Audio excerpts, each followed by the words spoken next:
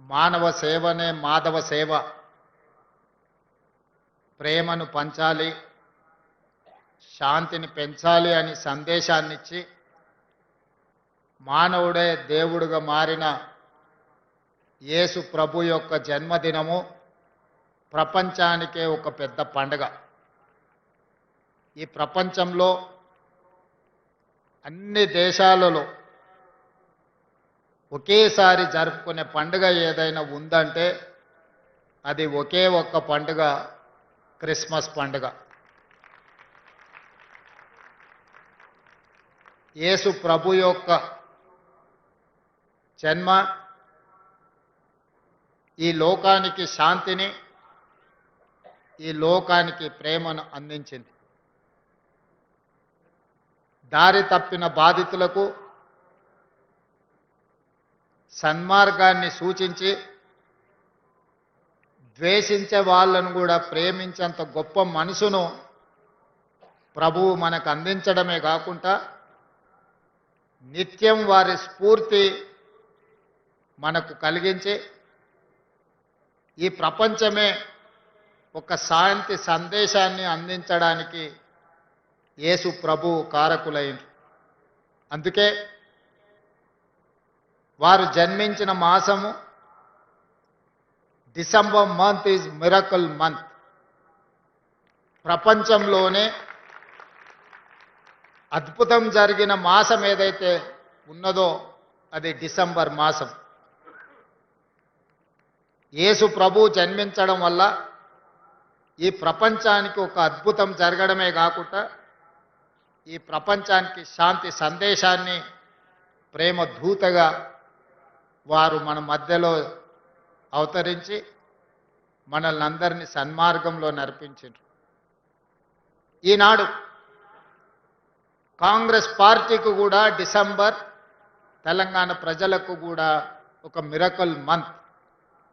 నేను ఎందుకు ఈ మాట అధికారికంగా చెబుతున్నాను అని అంటే, డిసెంబర్ మాసంలో మా నాయకురాలు శ్రీమతి సోనియా గాంధీ గారు డిసెంబర్ 9 నాడు జన్మించారు. డిసెంబర్ 9 నాడు జన్మించిన శ్రీమతి సోనియా గాంధీ గారు 60 సంవత్సరాల 4 కోట్ల తెలంగాణ ప్రజల యొక్క బలమైన ఆకాంక్షను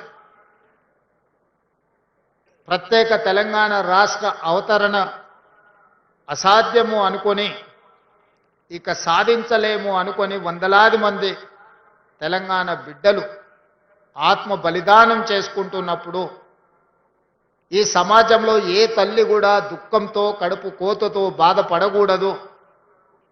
ఆ తల్లుల యొక్క దుఃఖాన్ని శాశ్వతంగా పరిష్కరించాలి అని రాజకీయంగా భారీ మూల్యం చెల్లించి ఆంధ్రప్రదేశ్లో పార్టీకి తీరను నష్టం జరిగిన, కేంద్రంలో అధికారం కోల్పోయిన, తెలంగాణ రాష్ట్రంలో రాజకీయంగా ఒడిదుడుకులను ఎదుర్కొన్న ఒక తల్లి మనసు కలిగిన శ్రీమతి సోనియా గాంధీ గారు తెలంగాణ రాష్ట్రాన్ని ప్రసాదించి ఈనాడు తెలంగాణ రాష్ట్రంలో మనం అందరము క్రిస్మస్ పండుగను జరుపుకుంటున్నాము అని అంటే ఇందులో శ్రీమతి సోనియా గాంధీ గారి యొక్క పాత్ర, వారి త్యాగం ఎంతగానో ఉంది. ఇదే కాకుండా ఇదే వేదిక మీద ఇదే మాసంలో డిసెంబర్ 7, 2023 నాడు పేదలు ఎన్నుకున్న ప్రభుత్వం, పేదలకు సేవను, ప్రేమను అందించే ప్రభుత్వం, ప్రజాపాలనను ఇక్కడనే ప్రమాణ స్వీకారం చేసి బాధ్యత చేపట్టి 4 కోట్ల తెలంగాణ ప్రజలకు ఈరోజు శాంతిని అందించడమే కాకుండా సంక్షేమ పథకాలను ఈరోజు పేదలకు చేరవేస్తున్నాము. అందుకే డిసెంబర్ మాసము మాకు, పేద ప్రజలకు, తెలంగాణ సమాజానికి మిరకల్ మంత్ అని నేను అందుకోసమే అధికారికంగా ఈ వేదిక మీద నుంచి చెప్తున్నా. మా పాలనలో ప్రభువు బోధనలను, వారిచ్చిన సందేశాన్ని, వారు ఏమి కోరుకున్నారో, మేము ఎవరికి చేరువ కావాలని వారు భావించినరో ఆ స్ఫూర్తితో మా ప్రభుత్వం పనిచేస్తుంది. ఈ 2 సంవత్సరాలలో ఎంతమంది ఎన్ని రకాలుగా మమ్మల్ని తిట్టినా, మా మీద ఆరోపణలు చేసినా, ప్రజల మధ్యలో విద్వేషాలను రెచ్చగొట్టాలని ప్రయత్నం చేసినా శాంతిని కాపాడుతూనే సంక్షేమ పథకాలు అమలు చేస్తూ రాష్ట్రాన్ని అభివృద్ధి పదం వైపు నడిపించిన ఈనాడు తెలంగాణ రాష్ట్రంలో మహిళలకు ఉచిత బస్సు ప్రయాణం అందించి దాదాపుగా 8,500 కోట్ల రూపాయలు ఈ 2 సంవత్సరాలలో ఆడబిడ్డలకు ఉచిత ప్రయాణానికి ప్రభుత్వం ఖర్చు పెట్టింది. అదేవిధంగా 65 లక్షల మంది స్వయం సహాయక సంఘాలలో ఉన్న ఆడబిడ్డలకు, పేదలకు 27,000 కోట్ల రూపాయలు సున్నా వడ్డీతో వాళ్లకు రుణాలు అందించి ఆర్థికంగా వాళ్ళు నిలబడడానికి ఈరోజు ప్రభుత్వం సహకరించింది. అదేవిధంగా పేదలకు నిలువ నీడ ఇవ్వాలి, పేదల యొక్క ఆత్మగౌరవం పెంచాలి అంటే సొంత ఇల్లు ఒక కల పేదవాడికి.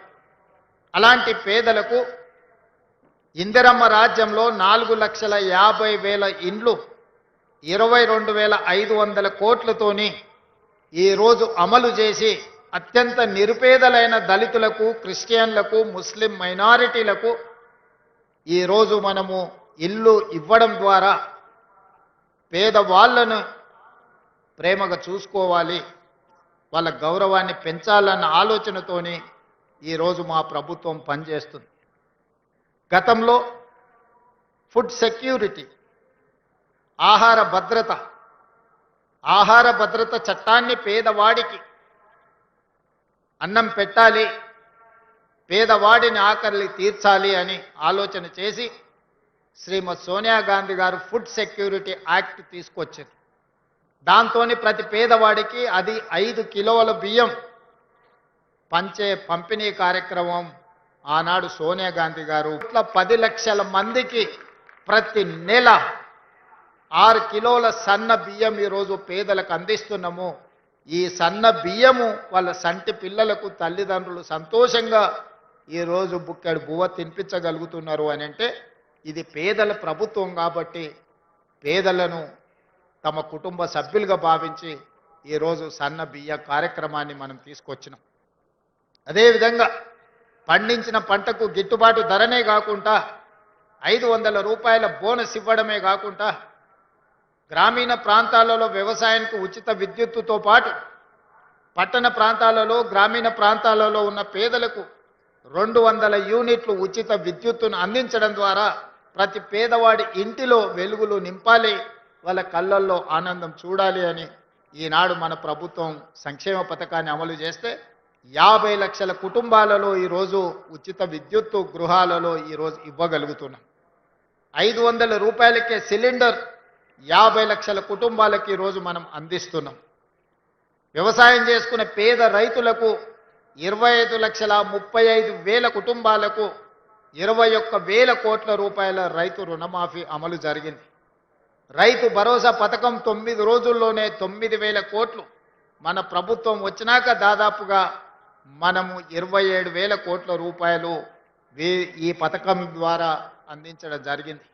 మొత్తానికి వ్యవసాయానికి ఈ 2 సంవత్సరాలలో 1,04,000 కోట్ల రూపాయలు ఈరోజు రైతుల సంక్షేమం కోసం వ్యవసాయం దండగా అనుకునే కాడి నుంచి వ్యవసాయం అంటే పండుగ, రైతును రాజును చెయ్యాలని ఈరోజు వ్యవసాయం మీద ప్రత్యేకమైన దృష్టి పెట్టినాం. ఇవన్నీ ఒక ఎత్తైతే ఈనాడు ఒక అంశాన్ని మనం ప్రస్తావించుకోవాలి. వేదిక మీద చాలామంది పెద్దలు ఉన్నారు, ఎడ్యుకేషనల్ ఇన్స్టిట్యూట్స్ నడిపేవాళ్ళు. మొట్టమొదటి ప్రధానమంత్రి పండిత్ జవహర్లాల్ నెహ్రూ గారు ఈ దేశంలో ఉన్న నిరక్షరాస్యతను పారద్రోలడానికి, సమాజంలో మనం ఎదగాలంటే విద్య చాలా ముఖ్యం, ఆకలి తీర్చాలి అనంటే ఇరిగేషన్ చాలా ముఖ్యం.